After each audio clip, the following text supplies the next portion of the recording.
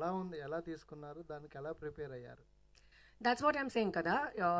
Pressure, I don't think it's really pressure. It is responsibility. And of course, chala prepare chesanu, chala kashtapadi, hard work chesanu. Stunts and action na kosam first time. So worked very hard on that. Did a lot of training, practice cheyali, and even otherwise, chala kotta emotions unnai ee cinemalo.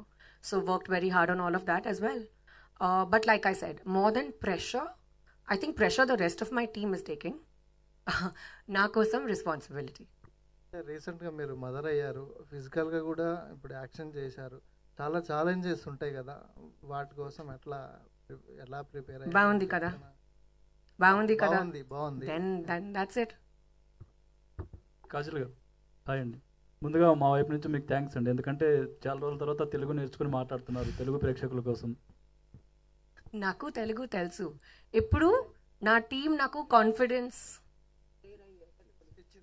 ఇచ్చింది. Okay super అండి. ఇక్కడ నుంచి మీ journey Kajal 2.0 అనుకోవచ్చా? Well, I'd like to believe it's a new phase of the same journey. The journey is not new, కానీ ఒక new డైరెక్షన్లో నా car వెళ్తుంది. సో కాజల్ గారు ఇక్కడ, సో అంటే ఆఫ్టర్ మ్యారేజ్ మీరు ఈ సినిమా చేయడం అంటే బేబీ తర్వాత, సో ఎట్లా అనిపిస్తుంది? అప్పటికి ఇప్పటికి చాలా ఛాలెంజెస్ ఉంటాయి. ఒకప్పుడు హీరోయిన్ వేరు, ఇప్పుడు వేరు, ప్లస్ గ్లామరస్ రోల్తో పాటు ఇందులో యాక్షన్ కూడా ఉంది. ఎట్లా డూప్ ఏమన్నా పెట్టుకున్నారా లేకపోతే ఓన్గా చేశారా actions? Thankfully, all the stunts were done by me. We had a dupe, but she was on standby. But we did not really need her.